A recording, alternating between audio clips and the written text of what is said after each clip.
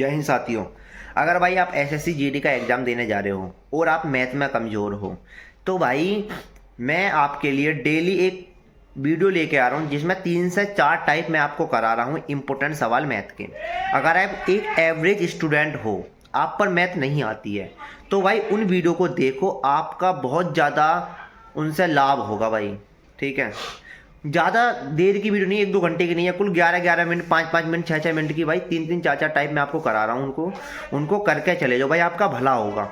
ठीक है, मैंने बहुत ज़्यादा एनालिसिस करके उन सवालों को ला रहा हूँ जो इम्पोर्टेंट टाइप हैं, जो भाई मुझे बता रहे हैं कि इस टाइप के सवाल आ रहे हैं, तो मैं उन टाइपों को आपको करा रहा हूँ। तो भाई इस वीडियो को पूरी देखना, आपका कुछ फ़ायदा हो जाएगा, वरना लास्ट में 1-2 नंबर से कम फाइनल मेरिट में रह गए ना तो बाद में पछताने के अलावा कुछ ना मिले भाई, ज़िंदगी बर्बाद हो जाएगी। 1-2 नंबर बहुत बड़ी बात है भाई, मैं 3-3 टाइप आपको करा रहा हूँ हर वीडियो के अंदर। ठीक है, ऐसी भाई सपोर्ट बनाते रहो और भाई वीडियो को पूरा देखना, वरना बाद में पछताने के अलावा कुछ नहीं मिल सकता भाई। जब 1 नंबर से रहोगे घर वालों के सपने चूर चूर हो जाएंगे। ठीक है, वीडियो को पूरी देखो। जैसा कि भाई एक टाइप है नंबर सिस्टम का कि वह न्यूनतम संख्या क्या है जिसे 12, 18, 24 और 28 से विभाजित करने पर प्रत्येक दशा में 5 शेष बचता है। भाई ये टाइप है नंबर सिस्टम का एक। ठीक है, ये सवाल बहुत ज़्यादा पूछा जा रहा है हर शिफ्टों के अंदर। जैसा कि भाई मैं इसे बता दूँ, सवाल को करते कहते हैं भाई, तुम्हें कुछ नहीं करना, तुम्हें 12, 18, 24 और 28 को तुम्हें एलसीएम निकालना है। तो भाई एलसीएम निकालना सब पे आता होगा, अगर नहीं आता तो सीख लो। सबसे पहले हम छोटी से छोटी संख्या काटते हैं इसे। जैसे 2 से मैंने काटा 2 छिक्का 12, ये 2 नाम 18, यूँ कट गया 12 बार, यूँ कट गया 14 बार। ठीक है भाई, फिर 2 से काटो 3, 9, 2 छिक्का 12, 2 सत्ते 14। फिर 2 से काटो, 3 नहीं कटेगी, 9 नहीं कटेगी, 2 तिया 6, 7। उसके बाद भाई 2 से ही कटेगी नहीं, अब काटते हैं 3 से। 3 एकम 3, 3 तिया 9, 3 एकम 3, 7 एकम 7। भाई फिर 3 से काट दो, अब काट दो भाई 7 से। ठीक है, तो भाई जो एलसीएम होता है वो इन सब की मल्टीप्लाई होता है, 2 गुणा 2 गुणा 2 गुणा 3 गुणा 3 गुणा 7। 2 दूनी 4, 4 दूनी 8, 8 3 तिया 9 गुणा 7। ठीक है, 9 अट्ठे 72 गुणा 7। भाई 72 में 7 की मल्टीप्लाई कर दो, 7 दूनी 14 की 4 हासिल हुए 7 49 और 1 50, 504। तो भैया जो एलसीएम आया इन सब का वो कितना आया, 504। भैया 504 वह संख्या है जो 12 से भी, 18 से भी, 24 से भी और 28 से क्या होगी, विभाजित होगी। ठीक है, लेकिन इसने बोला है प्रत्येक दशा में 5 शेष बचना चाहिए।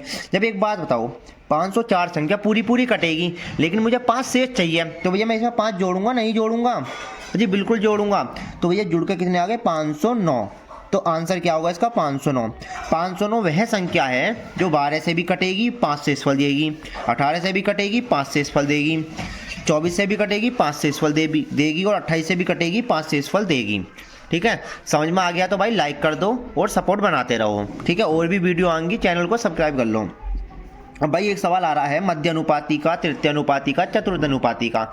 जैसे कि भाई मैंने पिछली वीडियो में मध्य अनुपाती, चतुर्थ अनुपाती और तृतीय अनुपाती करा दिए हैं, तो भाई एक बार मैं और तुम्हें सिखा देता हूँ होता क्या है। अगर ए बी 2 संख्याएं हैं, इनका मैं मध्य अनुपाती पूछूं, मध्य अनुपाती अगर तुमसे पूछूं तो भैया इसका फॉर्मूला होता है अंडर रूट के ए बी। ठीक है, तो अंडर रूट के ए यू बी यू यानी 12.8 गुणा 64.8। कोई दिक्कत भाई, कोई दिक्कत नहीं। तो भैया पॉइंट हटाते हैं, नीचे क्या जीरो आती हैं, जितने पॉइंट होते हैं 1 पॉइंट हटाया, नीचे क्या जीरो आ गई 1। कोई दिक्कत भाई। अब एक काम करो, इनके फैक्टर निकाल लो। 64 यानी 128 को मैं 2 गुणा 64 लिख सकता हूँ, नहीं लिख सकता, बिल्कुल लिख सकता हूँ। ये 648 को, इसको मैं 8 गुणा 81 लिख सकता हूँ, नहीं लिख सकता हूँ, इस वाली संख्या को लिख सकता हूँ। 10 गुणा 10 कितने हो गए, 100। एक बात बताओ, 64 को मैं बाहर निकालूं तो भैया 8 आएगी, 81 को बाहर निकालूं तो भैया 9 आएगी, 8 दूनी 16, 16 को बाहर निकालूं तो 4 आएगी, 100 को बाहर निकालूंगा कितनी आएगी, 10। कोई दिक्कत। 8 नाम मतलब 9 अट्ठे 72। अब 72 में जब हम 4 की मल्टीप्लाई करेंगे, 4 दूनी 8 और 7 चौक 28, कितना आ गया, 288। 288 बटे 10। जब हम 288 में 10 का भाग देते हैं तो भाई दे लो, 288 में 10 का भाग दो, 10 दूनी 20, कितना आ गया 8, उतार लिया 8, 10 दाम 80, उतार कितना लिया 8 पॉइंट लगाया, 0 बढ़ाई और 10 दाम 80। तो आंसर कितना आ गया 28.8। ठीक है भाई। एक सवाल और है, जैसा कि मैं आपको बता दूं, सबसे ज़्यादा भाई ये गगन भाई की शिफ्ट में आया है और मैंने एक दो भाई का रिव्यू लिया था फ़ोन पे, उनकी शिफ्ट में भी ये सवाल आया है। भाई CI का सवाल है, बहुत ज़्यादा इंपॉर्टेंट, जिसे बोलते हैं ना बहुत ज़्यादा इंपॉर्टेंट वो सवाल है। इस सवाल को पहले एक बार पढ़ लो। अशोक ने अपने दोनों बेटों के लिए 48,300 रुपये की वसीयत छोड़ी। कोई पिताजी थे, उन्होंने अपने दोनों बच्चों के लिए 48,300 रुपये की वसीयत छोड़ी, जिनकी आयु 16 वर्ष 17 वर्ष है। उनके दो बेटे हैं, एक की आयु 16 वर्ष है, एक की आयु 17 वर्ष है। 19 वर्ष की पूर्ण होने पर 10% चक्रवृद्धि ब्याज पर उन्हें बराबर राशि मिलनी चाहिए। उसने बोला है चक्रवृद्धि ब्याज पर उन्हें कितनी राशि मिलनी चाहिए? बराबर राशि मिलनी चाहिए। भाई मुझे एक बात तो बताओ, मैंने माना छोटे बेटे की राशि मैंने भैया x माना। क्या माना? x। अगर टोटल 48,300 है, छोटे बेटे को x रुपये मिले तो बड़े बेटे को कितने मिलेंगे? बड़े बेटे को 48,300 में से अगर मैं x घटा दूं, इतने तो मिलेंगे ना मिलेंगे? ये बड़े बेटे को राशि मिलेगी, ये छोटे बेटे को राशि मिलेगी। अब इसने बोला है 16 साल का 17 साल का, जो छोटा बेटा 16 साल का है, 19 साल पूरे होने में कितने की जरूरत है इसे? 3 साल प्लस 3 साल इसकी एज। यू बड़ा वाला 17 साल का है, 19 साल होने में 2 साल का। ठीक है। एक मुझे बात बताओ अब चक्रवृद्धि ब्याज का फॉर्मूला क्या होता है? सभी को पता होगा। इसने बोला है बराबर राशि मिलती है।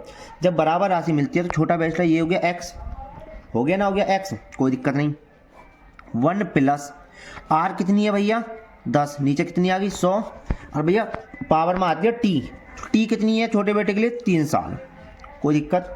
बड़े बेटे की बात आई, बड़े बेटे को इतने रुपये मिल रहे, लेकिन मिल तो रहे इन पर ब्याज, चक्रवृद्धि ब्याज कितना मिल रहा? 1 प्लस 10/100। भैया पावर कितनी आएगी? 2, क्योंकि 17 साल का बड़ा बेटा है, 19 साल होने के लिए 2 साल की कमी है, 2 साल दे दी। ये 3 पावर, ये 2 पावर, इस पूरी से ये दोनों पावर कट गई। यू कितना बची? x, एक से एक पावर कट गई, इसके नीचे 1, ये यहाँ, ये यहाँ, ये यहाँ, 10 अरे कितने हो गए? 11/10। कोई दिक्कत भाई यहाँ पे नहीं। 4,008 माइनस के x, यही तो बचा। अब इसे तो यहीं रहने दो, इस x को इधर ले आओ। 11x/10 इधर आगे कितने हो गए? प्लस के x बराबर 48300। ठीक है। इसके नीचे 1, ये यहाँ, ये यहाँ, ये यहाँ, इसमें मल्टीप्लाई करेंगे 10 आएगा। 10 और 11 कितने होते हैं? 21x/10 बराबर 4,008,300। कोई दिक्कत भाई? x बराबर कितनी होगी? 483, इसकी मल्टीप्लाइंग हो जाएगी 1 2 3, नीचे कितना आ गया? 21। अब भैया 48,003, अब तो ज़्यादा हो गए, 21 का दे दिया भाग। 21 दूनी कितने होते हैं? 21 दूनी 42, 8 में तो 2 गए 6, 63, 21 3 63, कितनी जीरो? 3 जीरो, 1 2 3। तो भैया छोटे बेटे को जो राशि मिलेगी 3 साल बाद को कितनी मिलेगी? 23,000। कोई दिक्कत? अगर पूछ लेता बड़े बेटे को जो राशि मिलेगी वो कितनी मिलेगी? बड़े बेटे को मिलेगी भैया कितनी?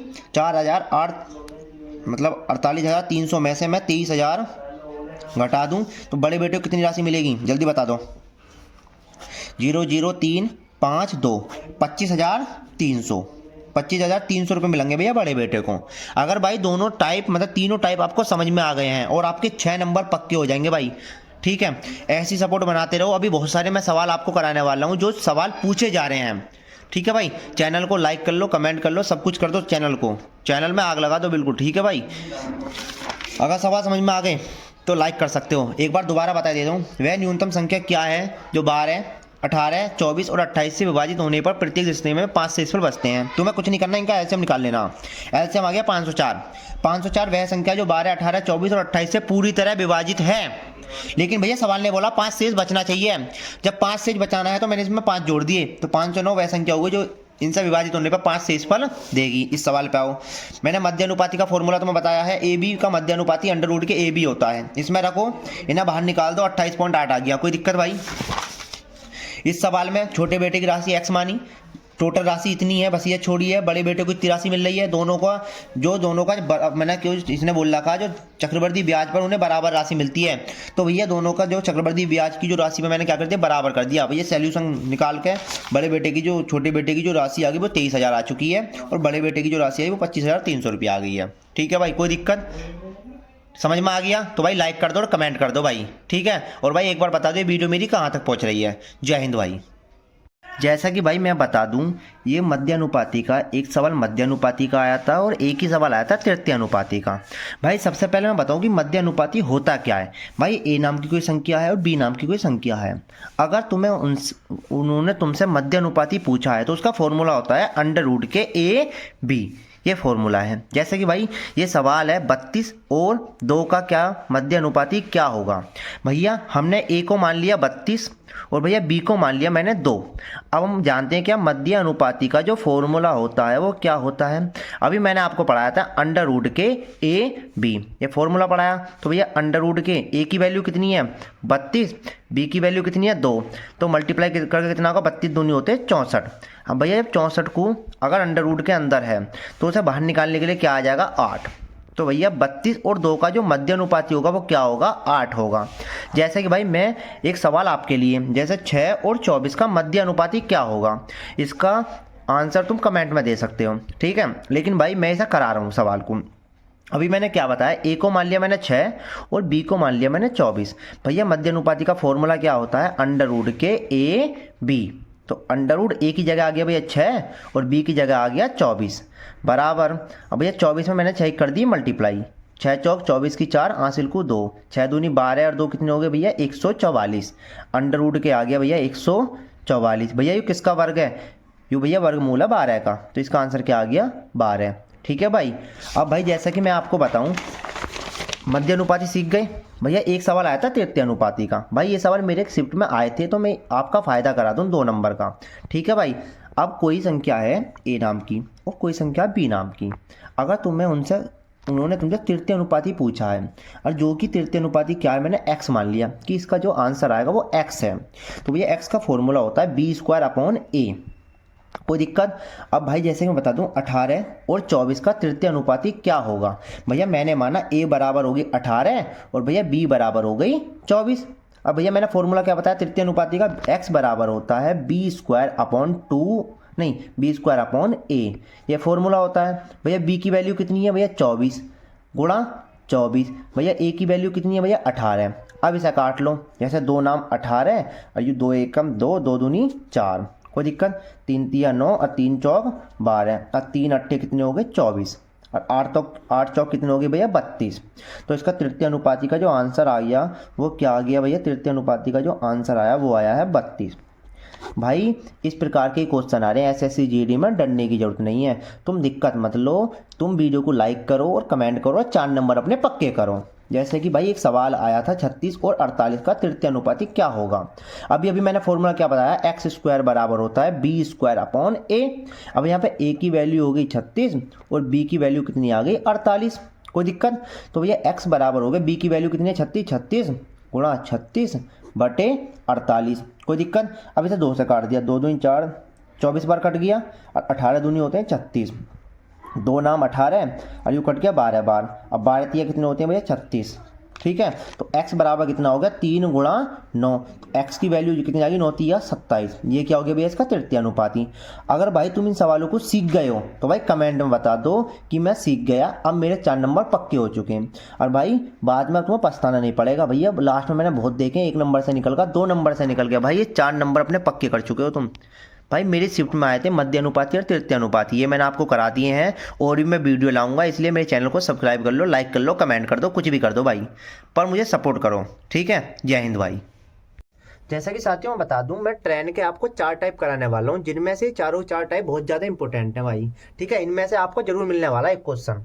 जैसा कि आप सवाल को एक बार पढ़ लो, एक ट्रेन 72 किलोमीटर प्रति घंटे की गति से चल रही है, गति का मतलब चाल, ट्रेन द्वारा 15 मिनट में तय की गई दूरी ज्ञात कीजिए। भाई ये बिल्कुल नॉर्मल सवाल है, ये टाइप आ रहा है पेपर के अंदर, ठीक है, क्या पता आपकी शिफ्ट में आ जाए, ठीक है भाई। पहले बात, इस सवाल करने से पहले मैं आपको बता दूं कि चाल बराबर होता क्या है। भाई चाल बराबर होता है दूरी बटे समय, ये फॉर्मूला तुम्हें याद रहना चाहिए अगर तुम पेपर देने जा रहे हो एसएससी जीडी का। चाल बराबर होता है दूरी बटे समय। जैसे कि भाई मैं बता दूं तो भाई दूरी बराबर क्या होगा, तो दूरी बराबर होगा क्या, चाल गुणा समय। दूरी बराबर होगा ना, होगा, दूरी यहीं रहती है, यहाँ चली गई, तो दूरी बराबर होगा चाल गुणा समय। हमसे क्या पूछी है, इसने दूरी पूछी है। तो एक बात बताओ भैया, चाल कितनी दी है, देखो दिया है सवाल में चाल जो दी है वो 72 किलोमीटर प्रति घंटा। और भैया समय कितना दिया, समय दिया है 15 मिनट। क्या दिया है, 15 मिनट। लेकिन भाई हम एक बात जानते हैं, क्या जानते हैं कि हमें जो मात्रक हैं, ये जो मात्रक होते हैं जैसे किलोमीटर प्रति घंटा, ये मिनट, ये मात्रक हमें एमकेएस पद्धति में चल रहे हैं। तो भाई हमें इस मिनट को भी हमें एमकेएस पद्धति में करना पड़ेगा। यानी कि समय बराबर 15 मिनट को कितने घंटे में करने पड़ेंगे, 15 मिनट को घंटे में बदलने के लिए क्या करना पड़ेगा, इसमें हम 60 का क्या दे देंगे, भाग दे देंगे। 15 एकम 15, 15 चौका 60, यानी जो समय हो गया वो 1/4 घंटे हो गया। ठीक है भाई। तो भाई दूरी बराबर होता है, मैंने बताया दूरी बराबर चाल गुणा समय।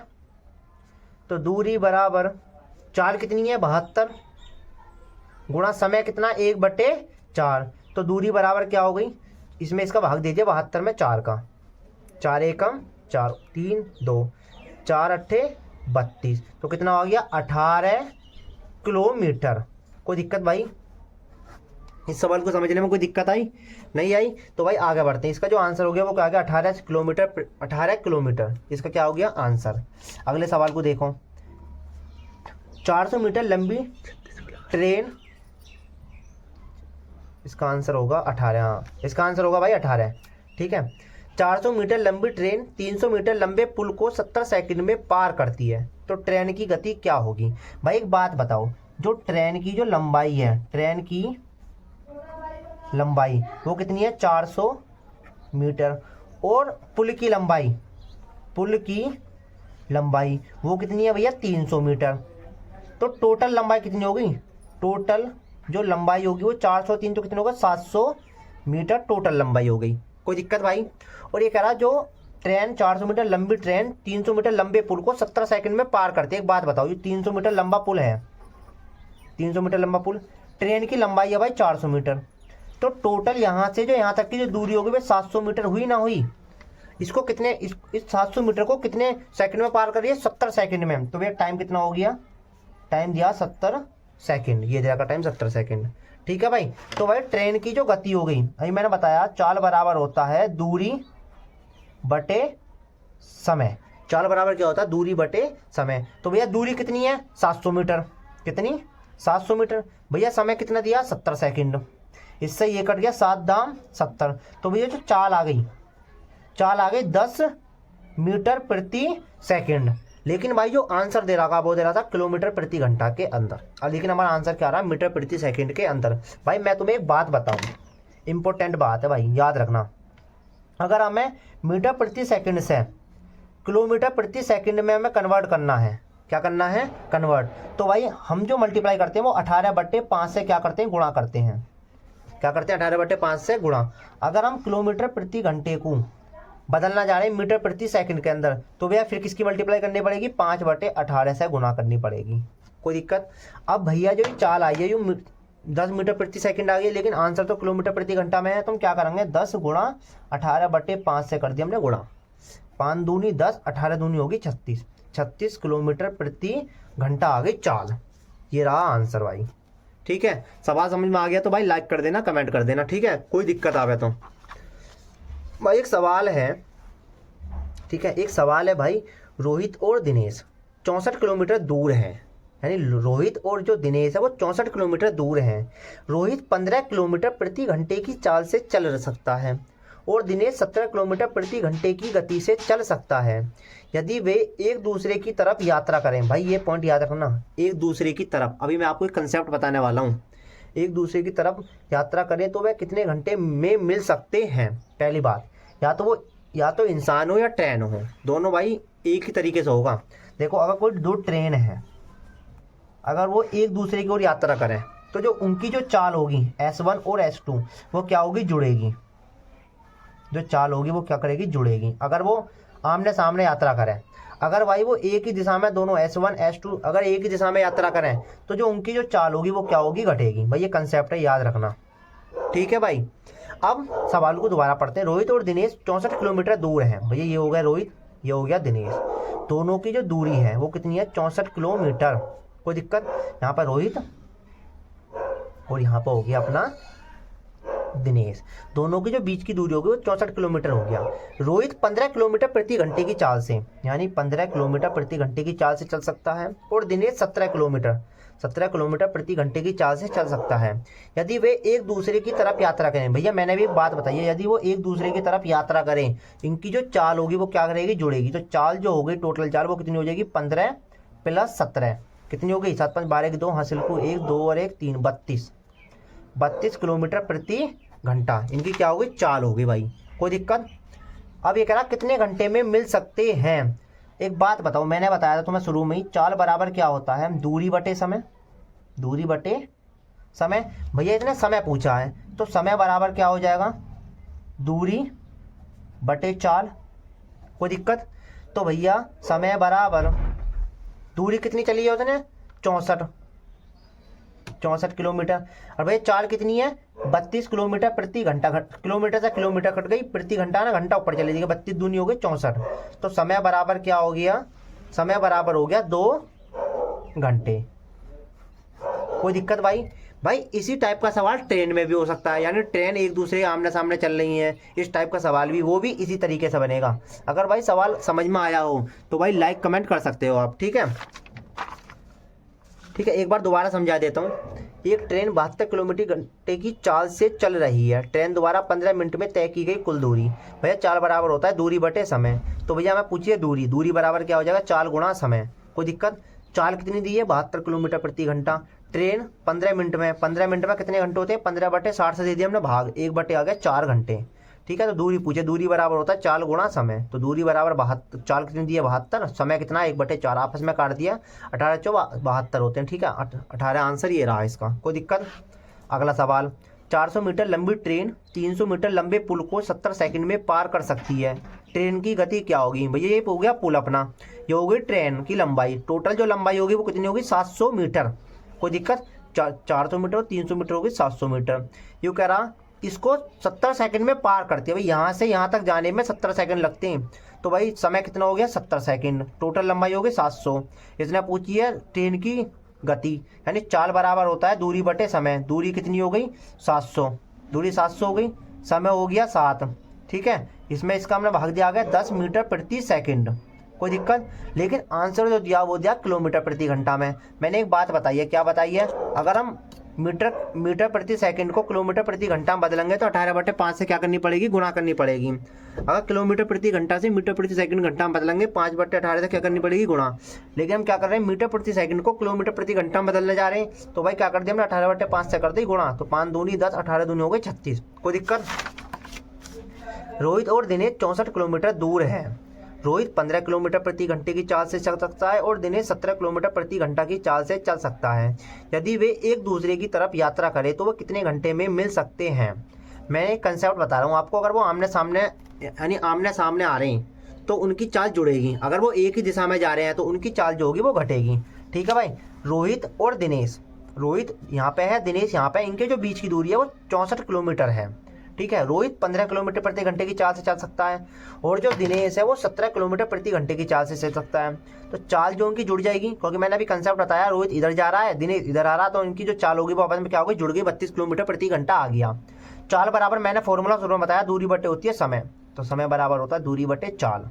तो भैया जो समय आएगा वो कितना आएगा, दूरी कितनी हो गई 64 और भाई चाल कितनी होगी 32 दूनी हो गई 64, 2 घंटा।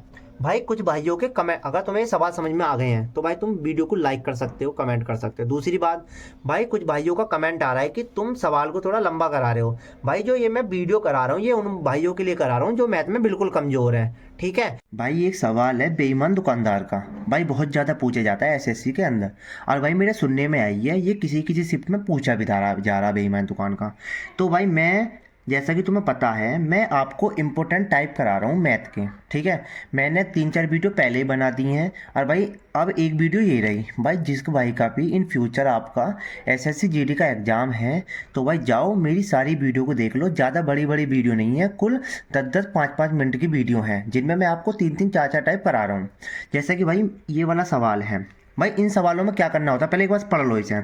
एक बेईमान दुकान है, वो 10% लाभ पर चावल बेचता है, ठीक है।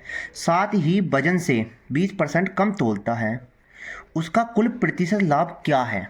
भाई इस सवालों में तुम्हें क्या करना होता है, इधर लिखते हैं हम सीपी और इधर लिखते हैं हम एसपी, ठीक है भाई। इधर रखते हैं हम तराजू की एक्चुअली जो वजन कितना होता है तराजू के अंदर, और इधर भैया तराजू में कितना वजन कम किया और इधर भैया 1000, यानी तराजू में इतना वजन होता है, ठीक है। ये भाई इसका फॉर्मूला है, एक तरीके से मेरा खुद का बनाया गया फॉर्मूला। जैसे कि भाई इसने बोला है 10% लाभ पर चावल बेचता है, भैया उसने 100 रुपये में ख़रीदे होंगे, सही बात है। 10% लाभ पर बेचे हैं यानी 110 में उसने वो बेचे हैं। यू सीपी हो गया, यू एसपी हो गया। अब मुझे मैंने क्या बात बताई है, यहाँ पे जो लिखा जाता है वो क्या लिखा जाता है, तराजू में एक्चुअली कितना वजन होता है।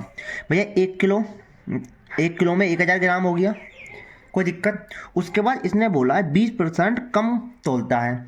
भैया हम 1000 को अगर 20% कम करूं तो 80 हो गया ना, हो गया 0000 कितना हो गया 800, यानी तोल कितना कम रहा 800। कोई दिक्कत भाई, हाँ। 1 0 से 1 0 कटी, 2 0 से 2 0 कटी, इस 1 से 1 कटी, 8 में 1 की मल्टीप्लाई करी 8, 1 में 11 1 करी 11। कोई दिक्कत भाई। अब 8 रुपये की चीज़ को वो 11 रुपये में बेच रहा, 8 रुपये की चीज़ को वो 11 रुपये में बेच रहा, तो भैया कितने का लाभ कमा रहा, 8 और 3 का कमा रहा लाभ। भैया कितने रुपए पे कमा रहा, 8 रुपये पे। 8 की चीज़ को 11 में बेच रहा, यानी कितना लाभ कमा लिया 3 का, क्या रुपये पर 8 रुपये पर, गुणा के 100। कोई दिक्कत भाई।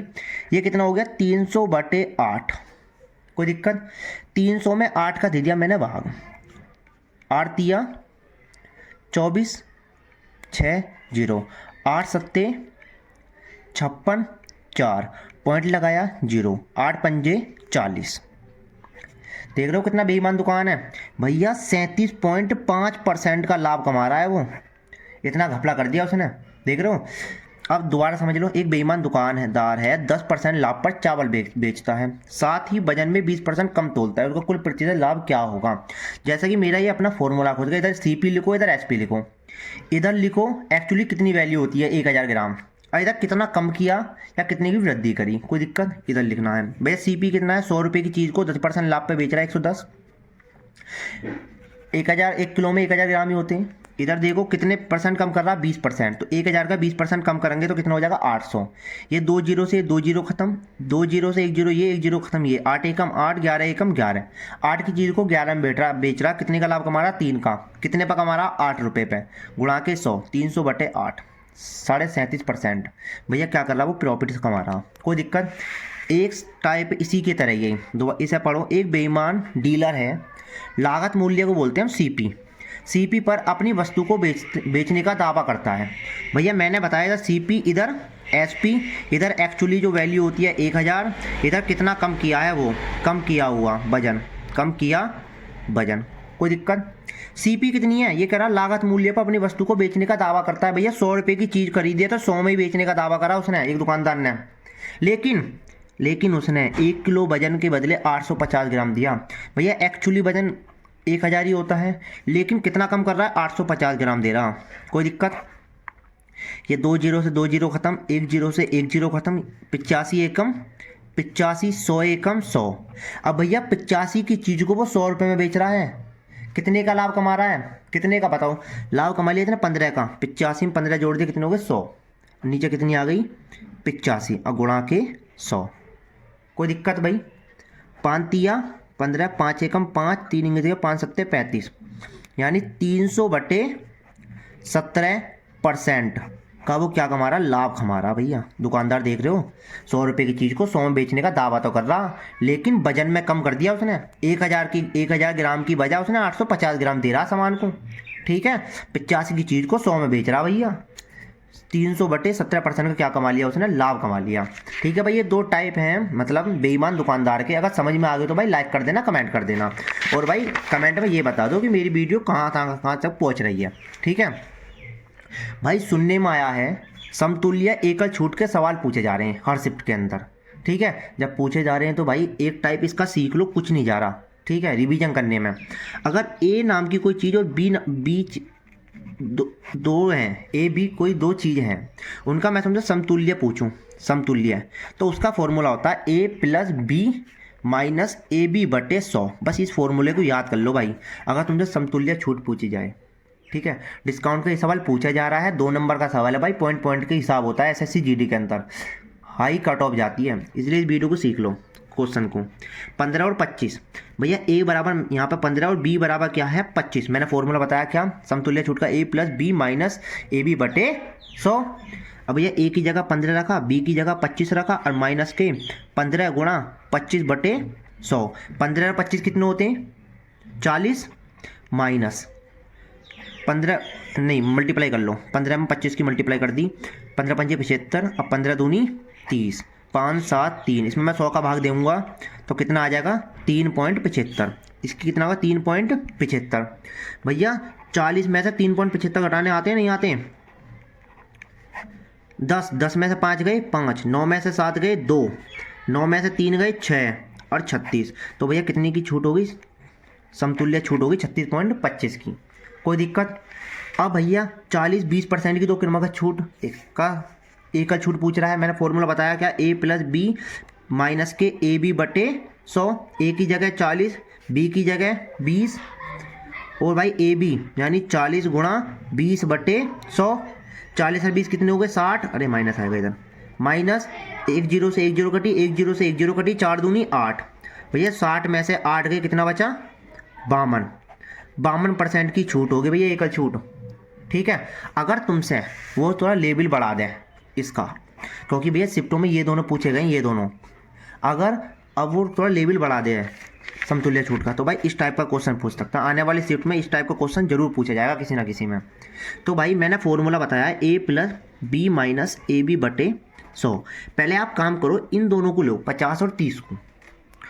अगर मैं ए की जगह 50 और बी की जगह 30 माइनस 50 गुणा 30 बटे 100, मैं अभी इन दोनों में समतुल्य छूट लगा रहा हूँ। 50 और 3 कितने हो गए 80, माइनस के 0 0 0 0 5 या 15। 80 में से 15 गए, कितने बचे भैया घटा लो, 80 में से 15, इसमें हासिल दे दिया 10, 10 में से 5 गए 5, 7 में से 1 गए 6, 65, कितना बच गया 65%। कोई दिक्कत? अब 65%, अरे 20 भी तो रह गई है। अब इन दोनों में फॉर्मूला लगा लो समतुल्य छूट का।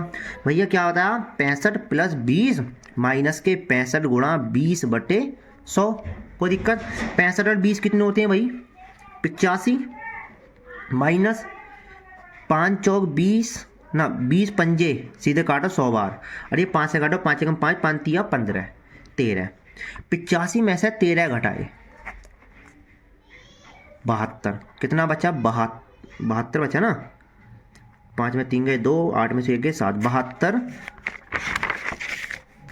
72%। ठीक है, समझ में आया? एक बार दोबारा सीख लो इस सवाल को। भैया 50, 30 और 20 की 2 क्रमागत छूटों का समतुल्य छूट अगर तुमसे पूछे तो मैंने फॉर्मूला बताया 2 वाला, क्या होता है ए प्लस बी माइनस के ए बी बटे 100। भैया पहले इन दोनों में लगा लो फॉर्मूले को। मैंने ए की जगह 50, बी की जगह 30, माइनस के 50 गुणा 30 बटे 100, 0 0 5 15, 80 में से 15 गए 65 बच गया। अब मैंने 65 और 20 के अंदर दोबारा फॉर्मूला लगा लिया, 65 प्लस 20 माइनस के 65 गुणा 20 बटे 100। भैया कट कटा के यहाँ कितना गया 13, 85 में 13 गए 72। अगर भैया तुमको ये दोनों के दोनों टाइप समझ में आ गए हैं और भाई तुम्हारे 4 नंबर पक्के हो गए भाई, अब जाओ और जिसकी भाई के में ये आए सवाल तो भाई कमेंट में ज़रूर बता देना। ठीक है ना? वीडियो अच्छी लगी हो तो भाई लाइक कर देना, कमेंट कर देना। ठीक है, और भाई प्लीज़ ये बता दो कि ये वीडियो मेरी कहाँ तक पहुँच रही है, और भाई सपोर्ट बनाए रखो। ठीक है, जिनके भाई का आगे पेपर है, मैं सारे तो सवाल आ रहे हैं ना तरीके, सारे सवाल आपको कराऊंगा। ठीक है भाई, जय हिंद। कर दे बंद।